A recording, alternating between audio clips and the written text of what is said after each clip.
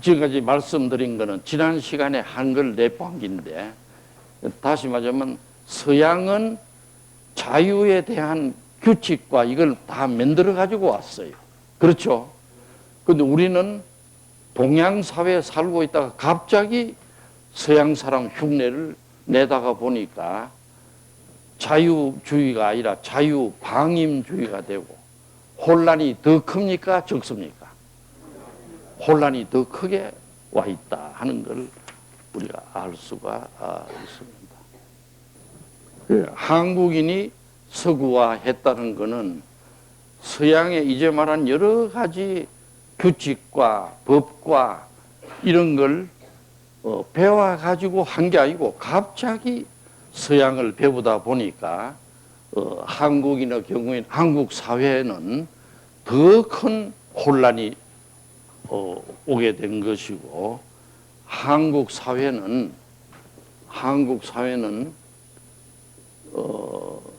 이승만 박사, 박정희 대통령 쭉 내려오면서 좋은 지도자들이 나타났을 때는 그래도 괜찮았어요.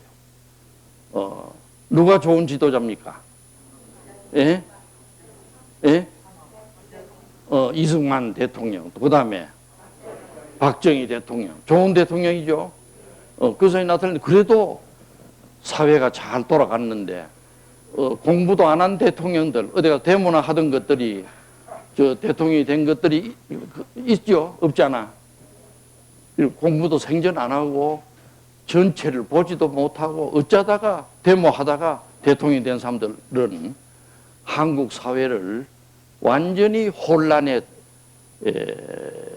말하자면 덩어리로 만드는데 일조하고 있는 걸 볼 수가 있습니다. 그래서 한국 사회가 잘 나갈 때는 좋았는데 66년 중에도 잘못된, 공부를 많이 하지도 않고 애국심도 없고 또 당장 지가 한 건 하려 하는 이런 것들이 지도자가 되고 나서는 한국 사회가 더 혼란하게 됐다, 이렇게 보는 것입니다. 그 결과 온 것이 뭐냐면 자유방임주의입니다. 자유방임주의. 서양의 자유에는 반드시 책임이 따라가는데, 이 한국의 자유는 지 마음대로 얘기하고 나중에는 또 언제 그랬냐고 딱 잡아띄고 이래. 그렇죠? 그러니까 요새 말하는 중고등 학생들을 뭐라고 그럽니까? 예? 급식을 하되 전 학생을 무상으로 주자 이러면 그 주는 값을, 돈을 누가 내야 됩니까? 국민들이 다 내야 돼. 조그만 구멍가게 하는 사람들, 공무원들, 또 월급쟁이들이 다 돈을 내가지고 그걸 해야 돼요. 저는 20원 쓰고 그런 수가 있습니까? 근데 그런 걸 예사로 대낮에 지금 하고 있어. 또 그러니까 그건 결코 안 된다 한 사람이 누구죠? 그 사람이 괜찮아. 말하자면 그렇죠? 전주 사람이 모양인데 괜찮아요. 아마 양반집의 아들이 아니겠나 싶은데. 그래서 지금 뭐 그런 걸로 부표를 하자. 지금 별일을 다 하고 있죠.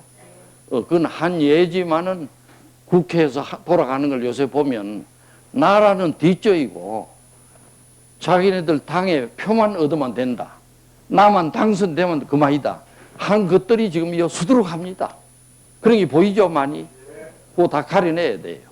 어쨌든 자유방임주의가 한국 사회를 판을 치고 있는 것입니다. 또 그 다음에는 비합리적 인정주의가 또 판을 치고 있어. 가령 뭐 공무원들이 다리를 한강에 놔야 되는데 지금 다리가 진행하는 게 무슨 다리죠? 가양대교. 또 여기는 그 옆에는 무슨 성산대교 이래 있죠. 그 다리를 놓을 때 어떤 업자가 와가지고 요게 놓지 말고 요 10m 밑에 놓게 해주면은 내가 어떻게 하겠다 합니까? 예? 돈을 왕창 주겠다. 그러면 어떻게 되죠? 그렇게 놓는 수가 있죠. 이게 비합리적 온정주의입니다. 안 그러면 또 마침 그 업자가 그 결정하는 사람의 사촌 동생이라. 사촌 동생이 찾아와서 형님 내가 요 하는데 요 밑으로 좀 돌려주면 내가 살겠습니다 하면 한국인들은 마음이 끌리나요, 안 끌리나요? 되게 끌려요. 뭐 너나 할 것 없이 끌립니다. 안 끌린다면 그 거짓말이고. 그렇죠? 그래 하다가 보면은 전체로 보면은 비합리적이고 말하자면 이게 어떻게 보면 부정부패가 되기가 쉬워요. 그래서 서양은 그런 게 철저히 배제되는데 우리나라는 이런 것이 있다. 이렇게. 그 다음에 세 번째는 물질에 대해서 맹목적인 현상이 또 따라옵니다. 맹목적인. 그러니까 다시 말하자면 오늘날 한국인이 서양에서 내려온 이런 규칙과 법칙 이런 걸 못 배웠기 때문에 자기도 모르게 이렇게 되는 것입니다.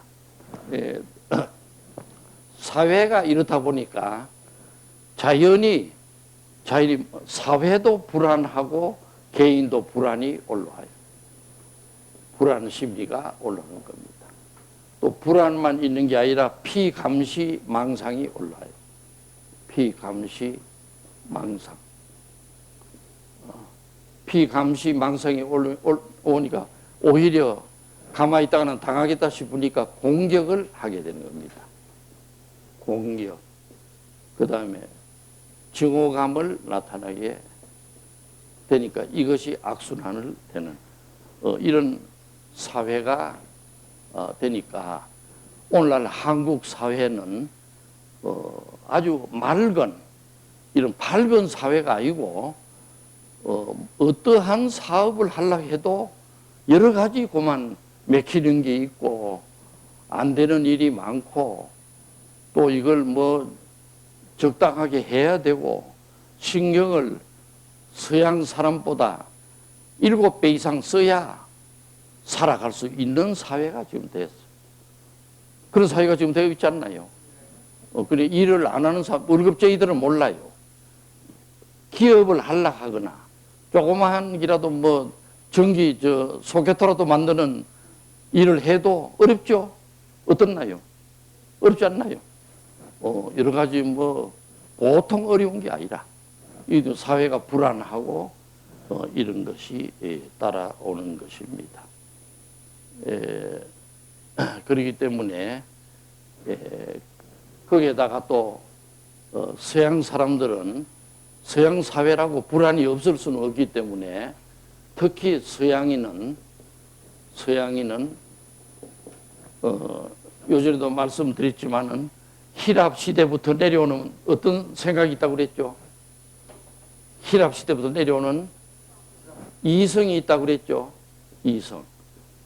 생각을 아주 물리화학적으로 논리적으로 하는 이성이 있었고 이랬는데 여기에다가 아까 쭉 말한 여러 가지 법칙이 있어가지고 서양 사회는 아주 불안이 적은 사회라. 서양은. 그래 법만 지키고 자기 판단대로만 살아가면 서양은 돼요. 되는 사회인데 그래도 또 불안이 서양도 사회니까 안 올 수가 없어요. 불안이. 서양 그래도 불안이 와요. 그리고 불안이 오면은 프로이트가 얘기한 것처럼 서양 사람들이 불안이 오면은 불안이 올 것 같으면 어떻게 된다 그랬나요? 여러 가지 불안이 마음에 들지요. 불안이 많이 올라오면 안 되죠. 그럴 때는 어떻게 합니까? 예? 자기도 모르게 서양 사람들은 마음 속에서 불안을 처리한다고 그랬죠. 처리하는 게 뭐라고 그럽니까? 방어 기제가 서양서는 발달이 돼 있어요. 정신 방어 기제. 정신 방어 기제가 발달이 돼 있습니다.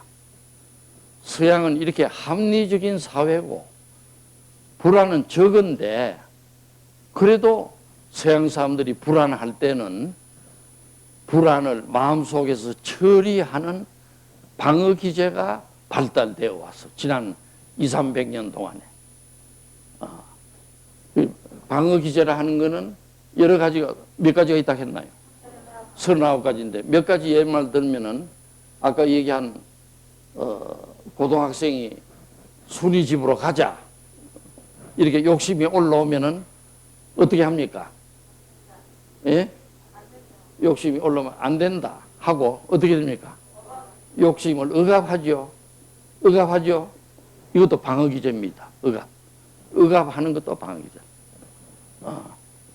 다시 말하자면 욕심이 올라올 때 내리눌리는 거 이것도 방어기제라고 볼 수가 있어요. 그 대신 자꾸 억압하다 보면은 무슨 병이 생깁니까? 예? 히스테리가 생긴다고 말하고 있습니다. 히스테리. 프로이드 때 히스테리가 많았어요. 다시 말하자면 억압은 하지만은 자기도 모르게 팔이 마비되거나 눈이 안 보이거나 이래야 돼요. 히스테리. 예, 그래서 예를 들 것 같으면 서양에도 서양에 고등학교 다니는 여학생 어머니가 매일 피아노를 쳐라. 피아노를 안 치면 안 된다. 하고 너무 학교 수도로 온 애를 거기에 앉혀놓고 계속 피아노를 쳐라 하면 나중에 걔가 어떻게 됩니까? 예? 팔이 마비돼요. 팔이 마비돼요. 그게 히스테리입니다. 심지어 또 눈까지 안 보이는 사람이 있어. 눈이 안 보이게 되고, 말이 안 나오는 사람.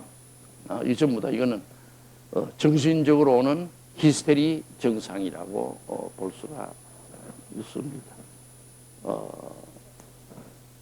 또 그 다음에 뭐 한두 가지가 39가지니까 한두 가지가 아니지만은 불안이 너무 크게 올라오면은 도저히 그 불안을 감당할 수 없게 되면 어떻게 될까요? 도저히 불안을 감당할 수 없게 되면, 예? 이게 신체로 번행기 가지고 신체 증상이 옵니다. 신체와 증상. 그 신체와 증상이 어떻게 온다 그랬나요? 신체와 증상이 어떻게 온다 그랬나요? 예? 고혈압이 되기도 하고, 또, 당뇨병, 또, 예? 예? 예? 관절통, 관절염, 그 다음에 두통, 그 다음에 설사, 그 다음에 월경 이상, 월경통, 이런 별의별 신체 증상이 오게 되는데, 그거는 정신적인 괴로움이 너무 크면은 감당 못 해가지고 신체적으로 번행기는 기라고 볼 수 있습니다. 뭐 이런 걸 방어 기제에 따라서 수없이 많이 오는데 왜 이 말을 하냐고 하니 서양 사람들은 미치지 않기 위해서 불안이 오더라도 각자 방어를 하는 그런 걸 알고 있는 것이 이 사실입니다. 그래서 거기에 비하면 한국 사회도 이런 데다가 한국인은 어떠냐? 첫째 아까도 말했지만도 전통적 한국인은 어릴 때부터 개인주의를 배웁니까? 안 배웁니까? 안 배우죠. 되게 요새 사람들도 젊은 사람들도 결혼하면 그냥 뭐 놓고는 젖만 먹이다가 어떻게 되는지 모르고 막 이렇게 지내가기가 예사기 때문에 다시 말하자면 어릴 때부터 인격 형성 과정에 이거를 강화하는 힘을 배우지 못하는 것입니다. 그러니까 이거를 강화해야 되는데 그런 힘을 배우지 못하게 된다. 이거의 힘을 못 배운다 말은 뭐냐 하면은 어린 아이가 이래서는 되는 일인가 안 되는 일인가 판단하는 힘이 생깁니까 안 생깁니까? 판단이 안 생겨요. 판단이 안 돼. 안 되니까 저 집에 부모님들 친구가 놀러 오셨다. 예를 들면 오셨으면 5살짜리 6살짜리 아이는 어떻게 해야 됩니까? 예? 예? 인사를 드리고는 조용히 저쪽 방에 가 있거나 그래야 되죠. 근데 그걸 안 배운 애들은 어떻게 됩니까? 막 부모한테 조르고 돈 내놓으라 하고 핸드폰 산다 하고 막 안주면 땡깡을 부리고 이래 하죠. 말하자면 그래 해도 부모들은 뭐 어떻게 해야 될지도 모르고 그러니까 뭐 손님 앞에 시끄럽다 하니까 쫓아가가지고 돈을 몽땅 줘가지고 이걸로 사라 막 이래. 그러니까 애들은 땡깡만 부리면 돈이 나오는 갑다 이래 됐죠. 그러니까 애들이 이거를 배우지 못해. 한국 사회는. 그러니까 늘 하는 말이지만은 어떤 아이는 아버지가 자는데 밤에 친구가 전화가 왔다 했잖아. 너희 아버지를 좀 바꿔라 하니까 얘가 안 됩니다 그랬거든. 왜 안 되냐? 지금 깊은 잠에 빠져 있습니다. 아버지 친구가 그래도 바꿔라 하니까 얘가 뭐라 그랬습니까? 예? 그래가지고 깨우면 우리 아버지가 개지랄을 합니다. 그래 한다고 그랬죠. 그러니까 이건 뭐 버릇도 없고 도대체가 예의도 없고 뭐 버르장머리들이 없는 거지. 막대 먹은 애들이 크고 있어요 지금 보면. 그러니까 이게 참으로 이거에 이걸 판단력도 없고 따라서 적응력도 없습니다. 적응력도 없고 따라서 행동하는 적절한 행동도 잘 못하고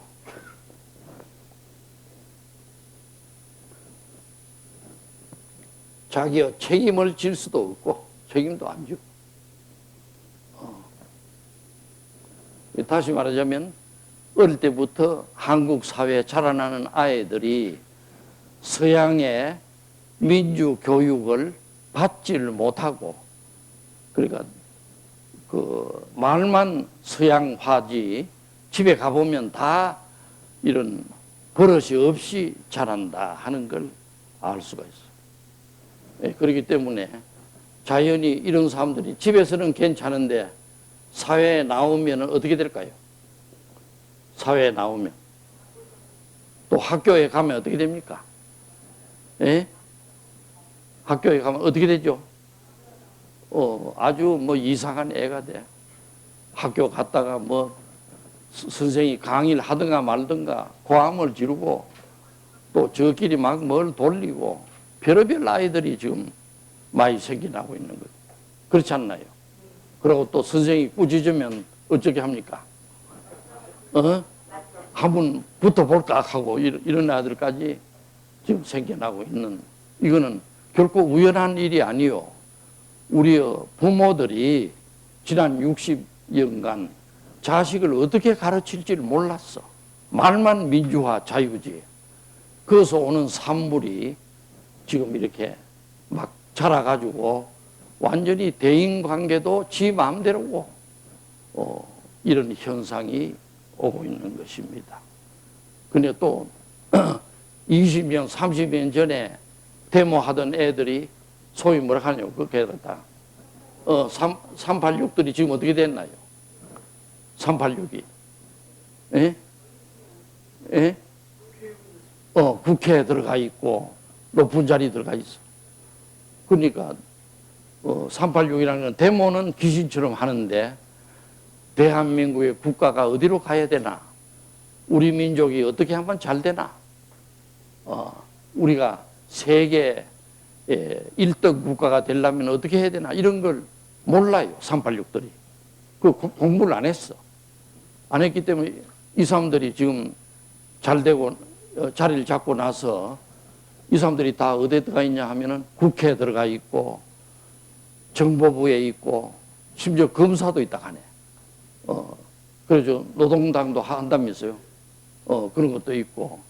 이러니까 현재 386이 생기고 나서 지금 현재 대학을 나와도 취직이 안 되는 사람이 382만 명이라 하네. 그러니까 386 때문에 현재 대학을 나와도 취직이 안 되는 사람이 382만 명이라고 그래. 그러니까 외우기도 좋죠. 예? 그러니까 386 때문에 어떻게 됐나요? 382가 취직이 안 돼. 그 취직도 안 되고 잘 지금 나가다가 어려운 환경이 오고 있는 것입니다. 그렇기 때문에 여기에서 또 어려운 것은 한국 사회가 그나마 급속한 산업자본주의가 발달되고 있어. 산업자본 혹은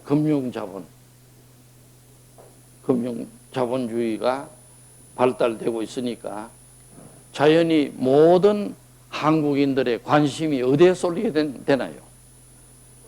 예? 돈이나 물건에 쏠리게 돼.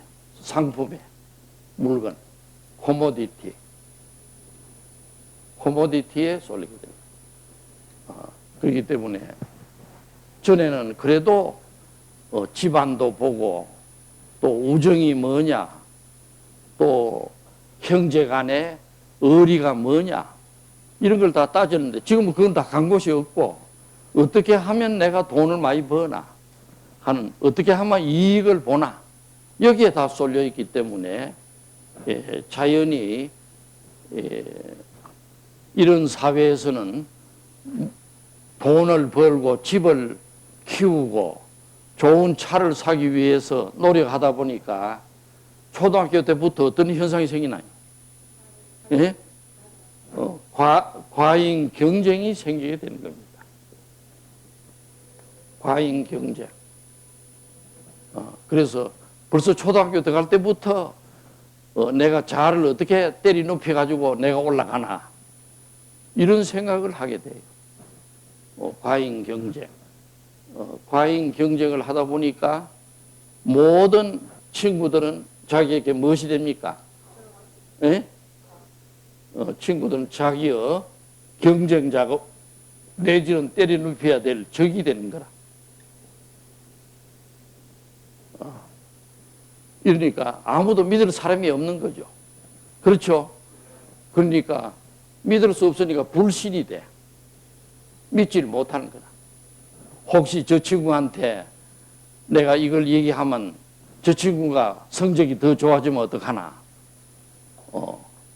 모든 게. 이렇게 되기 때문에 자연히 신경을 많이 쓰게 되는 것입니다. 신경 에너지가 낭비되는 거라. 그러니 오늘날 한국인들은 가만히 보면 불필요한데 신경을 너무 낭비하고 있어. 불필요한데. 그럴 필요가 없는 일에 신경을 낭비하고 있는 것을 볼 수 있습니다.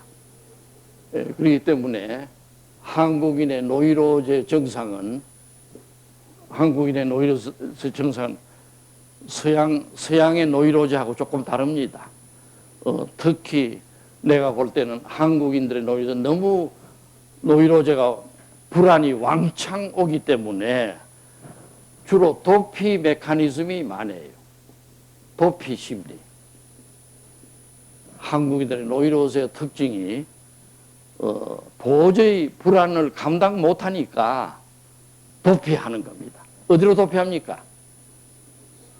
술, 도박, 또, 예? 섹스, 또, 예? 또 어디로 도피합니까? 예? 마약, 예, 또, 그 다음에, 어디로 도피하죠? 예? 인터넷, 맞았어. 인터넷. 하루 종일 인터넷 하고. 또 어디로 도피해요? 또 일부는 종교로 도피해요. 종교. 맨날 막 이런 가가지고 아버지 살리내라고. 그저 밤에 또 뭐 심야에 기도도 하고 그 다음에 또 권력에 도피하고 이렇게 정당에 막 들어가가지고 데모하고 요새는 데모하러 부산까지 내려가는 것 같던데. 예? 그렇죠. 무슨 뭐 이더라. 예? 무엇인가 했는데 막 서울에서 내려가가지고 데모를 하고는 막 망치고 있는 거지. 이게 전부 다 도피 메커니즘이다. 도저히 막 가만히 있을 수가 없으니까 이런 걸로 도피하는 걸로 가게 되고. 그 다음에 또 한국에 많은 거는 도피하고도 통하겠지만은 애따 모르겠다. 이게 또 많아요. 애따 모르겠다. 더 이상 나는 못 참겠다. 예? 예? 이 자살로 가는 겁니다. 그 자살 세계 제1위죠. 하루에 얼마나 했나요? 예? 하루에 43명. 43명이 매일 자살하고 있죠. 아파트에서 뛰내려. 또 어디서 뛰내립니까? 한강 다리에서 뛰내려. 뛰내렸다가 요새 산 사람도 있죠. 누가 살았더라? 예? 예? 무슨 금융 부원장은 어떻게 또 살릴 줄 알고 뛰어내리는가. 우선 머리는 좋은 사람이라. 그러니까 뭐 아무래도 구하러 오는 사람이 저쪽이 보이길래 뛰어내렸겠지. 그러니까 별의별 방법으로 뛰어내리고 또 어떤 거는 자살을 했는데 그걸 또 남한테 뒤집어 씌워가지고 하는 것들도 있어요. 막 안 죽을 사람인데 죽었다고 돈 내놓으라 하는 것도 희한한 것들이 많아요. 아마 살다가 보면 그 자살을 하고 또 부부 간에도 이혼이 그래 늘어나요. 이혼. 그 좀 참으면 될 텐데 막 아이고 뭐 언제 우리가 만났나 하고 막 보침 싸가지고 가버리고 안 그러면은 내가 가정법원에 43년간 보니까 이혼이 급속도로 는기 김영삼 정부라 해가지고 노무현까지 보면 세계 제1위로 올라오고 있고 이래서 이게 전부 다 좋은 현상이 아닙니다. 결코 좋은 애따 모르겠다 하는 것이 이런 걸로 오고 말하자면 자기 학대로 오는 거죠. 자기 학대. 어떤 사람은 또 막 술을 마시고 와서 집에 불을 지른 사람도 있고 또 거의 무의식적으로 차를 막 몰고 가가지고 어떻게 됩니까? 예? 사고를 내서 죽는 사람, 강가에 빠져 죽는 사람, 별의별 사람들이 많은. 예, 그리고 또 한 가지 특징은 한국인의 노이로제는 대개 보더라인이 많아요. 보더라인이란 말은 노이로제도 아니고 또 뭡니까? 정신병도 아니고 또 성격 장애도 아니고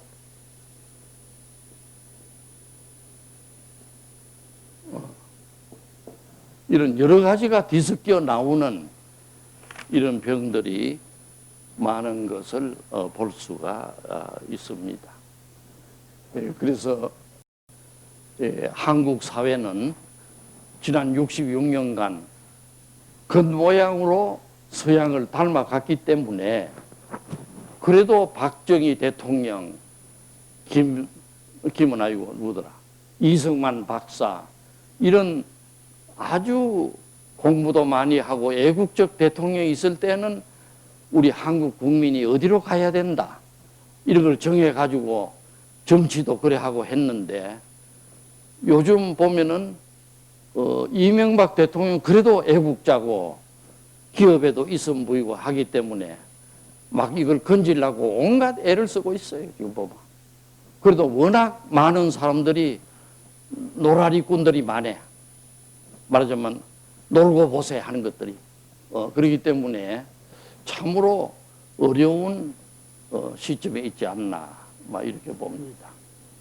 이렇게 보고 또 요즘 시간도 말했지만은 6.15 선언하고 나서는 북한에 간 사람이 많다고 그랬죠. 북한에 간 사람들은 문익환 목사라고 갔죠. 문익환이 목사인데도 신을 믿지도 않는 일성이 김정일을 만나가지고 뭘 했는지 와가지고 북한 선전을 하고 있다가 문익환 목사는 돌아갔죠. 또 그의 아들이 대를 이어나갔던데. 예? 그래가지고 밀란을 일으켜야 된다고 지금 하고 있는 모양이다. 그런 짓을 하고 있지 않나. 또 모 유명한 애국자의 딸도 3박 4일간 갔다 왔죠. 갔다 오지 않았나요? 그리고 어제도 잠깐 얘기했지만은 그 김정일이가 최고 대우를 했다 하네. 그 최고 대우를 한 거는 백화원 초대소에 그 재운답니다. 백화원 초대소에. 그래가지고는 그 잔 사람들은 김대중이가 잡고 그 다음에 누구죠? 예? 정동영이 또 임동원이 근데 또 모인도 그가 잠갔대. 그 김대중이는 2박 3일인가 있었는데 제일 많이 잔 사람은 3박 4일은 누구죠? 예? 무엇이라고 한 사람인가 왔는데 그 어제도 얘기 잠깐 했습니다마는 갔다 오고 나서는 하는 소리가 김정일이도 믿을 만한 사람이다. 이런 소리를 또 실실하고 있고. 그래서 김정일이 나라에 어쨌든 물자도 보내주고 원조를 해서 저 사람을 그 화를 안 내게 해야 된다. 뭐 이러고. 심지어 미국에 가서도 헤리테지 재단에까지 가서 그랬다 하네. 미국이 북한을 도와야 된다고. 김정일이는 믿을 수 있는 사람이라고. 이런 소리를 했다고 그래요. 그런데 지금 현재 보면 한나라당의 유력한 대통령 후보로 올라가고 있어. 현재. 어떻게 될런지 참 모르겠어요. 모르겠는데. 어쨌든, 보면은 한국 사회가, 정말 이대로 가가지고는, 개인도 망하고 사회도 망할 일이 닥치지 않겠나 할 우려스러운 일들이 전개되고 있다고 나는 봅니다. 특히 위험한 것은 한국인의 정신이 지금 모두 헷갈리고 있어. 정신을 옳게 차린 사람이 없어요.